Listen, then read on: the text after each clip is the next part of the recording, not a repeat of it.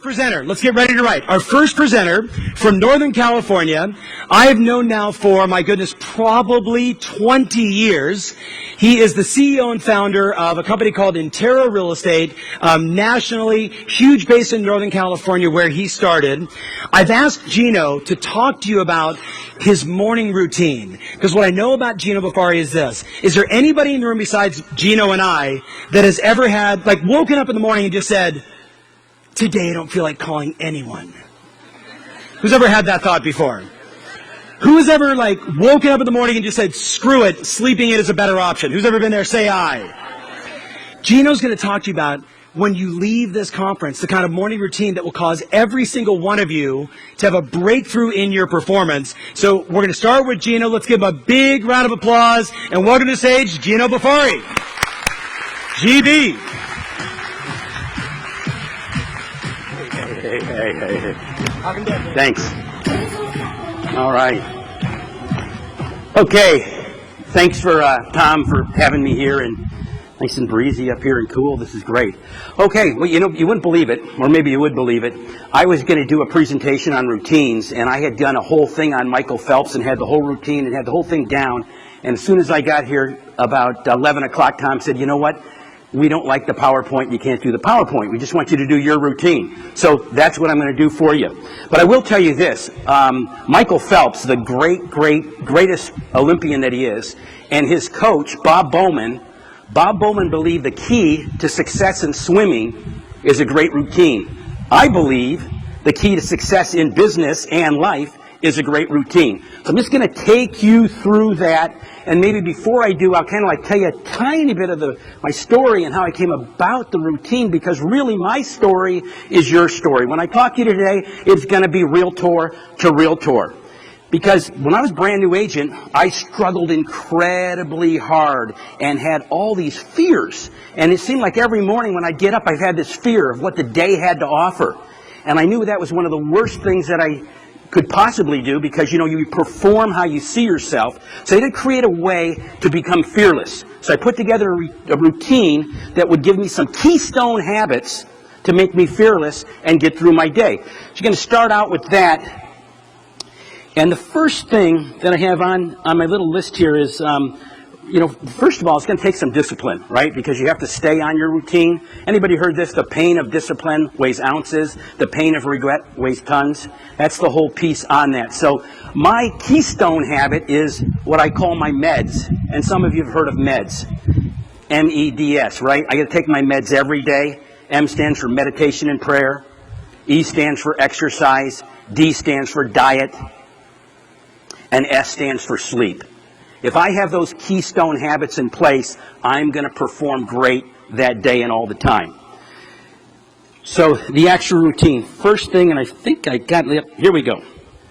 I happen to be Catholic, only because I was born Catholic.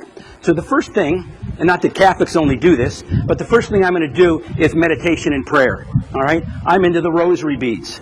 I've said the rosary every day without missing a day, probably for 26 years, okay? Because I start off every single day with that, okay? Just some sort of a meditation, some prayer, and kind of get the whole ball moving on my day. Next thing that I'm going to do is I had to find something, and I would suggest all of you try to find something. I had to find something that I would read every morning to get my day really going, something that would really inspire me. And that is something I picked up from Og Mandino on his book, Mission Success. So how many, raise your hand if you're familiar with Og Mandino. He wrote the book, The Greatest Salesman in the World, a very great spiritual guy, and I was lucky enough in the mid-90s to have him as a mentor. And in this, and it's probably about 3 minutes long, and I won't read it to you, but I actually recite it.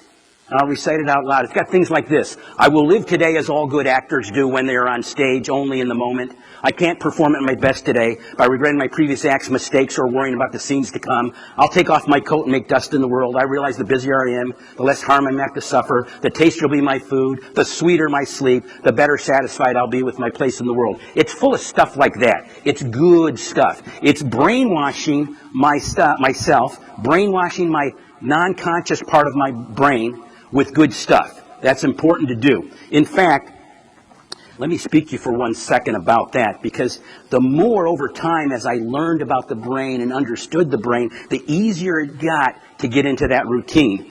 Basically, your brain's two parts. Your conscious, that's like the CEO. It sets the goals.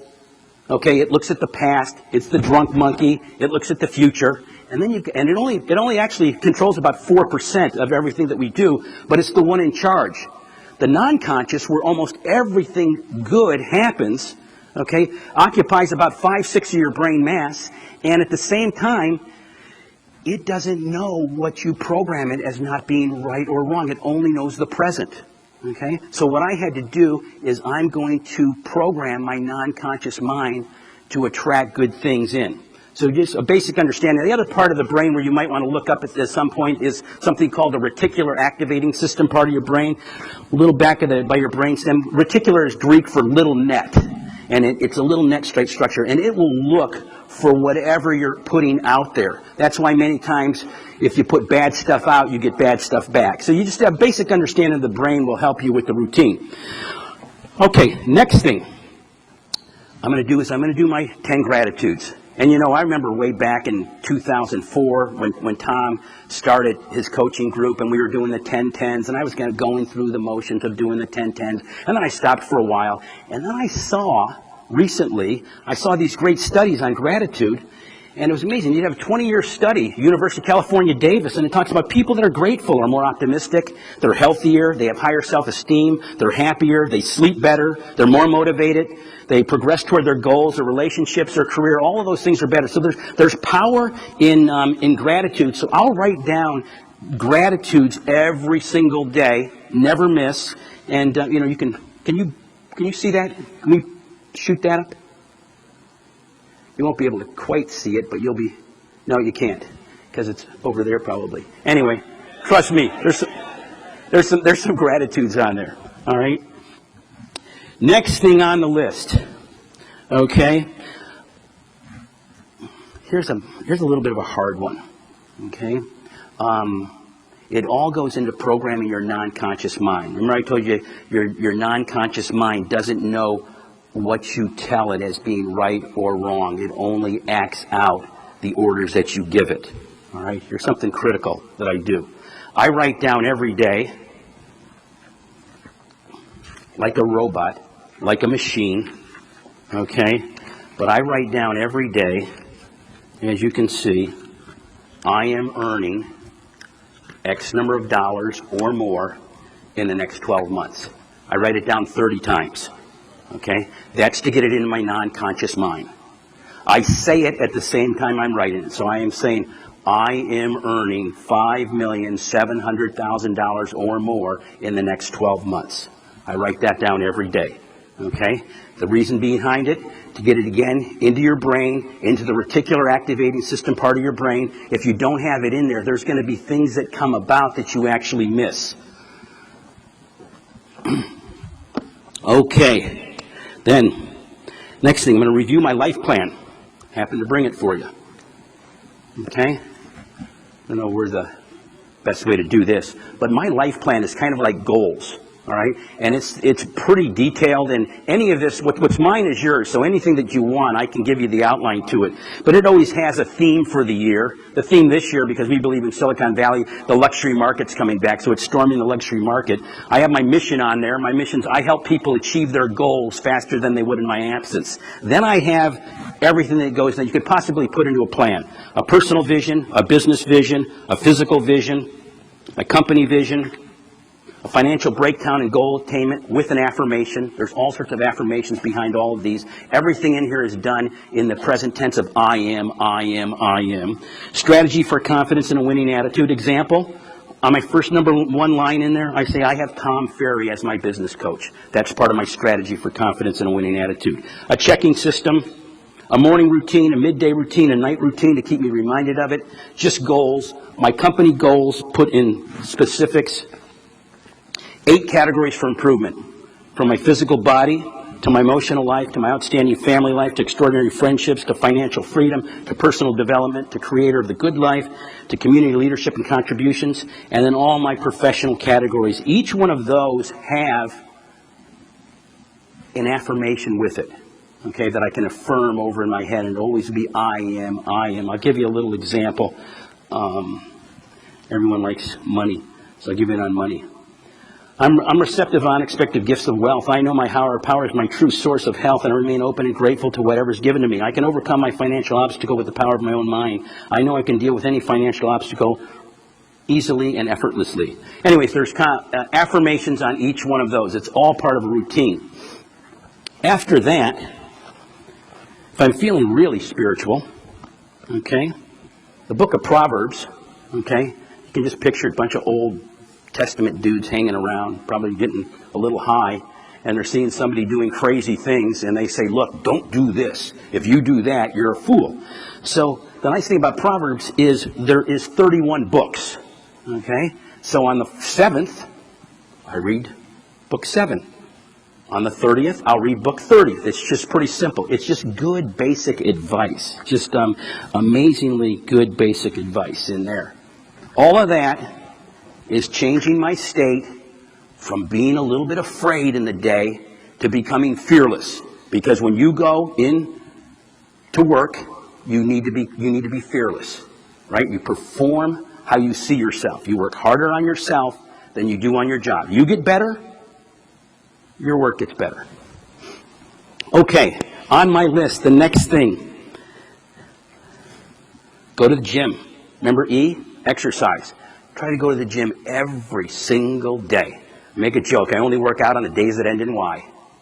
Right? You need to try to break a sweat every single day. So I'll go to the gym, and while I'm at the gym, I'm going to be conditioning my body, but I'm going to at the same time be listening to a book or something educational and something motivational. Now, the whole stage, when I was a brand new agent, some of you are brand new, I'm listening how to hold an open house, how to call an expired, how to do this, how to do that, right? Then I got got that part down. Then maybe I'm learning, Zig Ziglar and how to be motivated and that type of thing. Then maybe from there, I'm going to like business books, or maybe I even went through the whole spiritual thing where I did Deepak Chopra, Wayne Dyer, Greg Molman, all of those. But the point is, you're constantly programming yourself with good information. You'll be amazed with what you program yourself with. I don't know how many times Tom Tognoli sitting over here will come and say, hey, I want to run this past you. And I'll say to him, well, you know what, Tom, I just listened to something about that last night. Right? Then you remember all those conversations on that. Okay, 2008 was a tough year. And you know what I did? I had to stand guard at the door of my mind. I listened to 104 books, 2 books every week. Okay, just like a machine of listening to books. But if you're working out for a couple hours every day, if you're walking your dog every night, if you like to do gardening, I really wasn't spending any time listening. It was just my spare time. But probably one of the things that can make the hugest impact on your career, it'd be that. Okay, now it's time to eat a breakfast.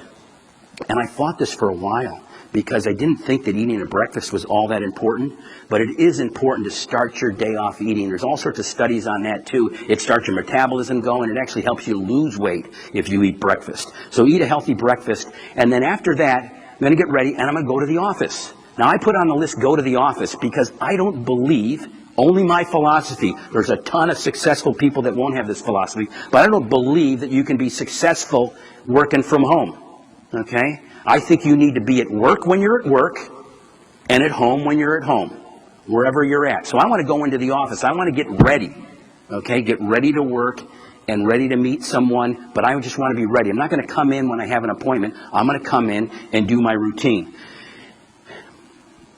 Here's the hardest part.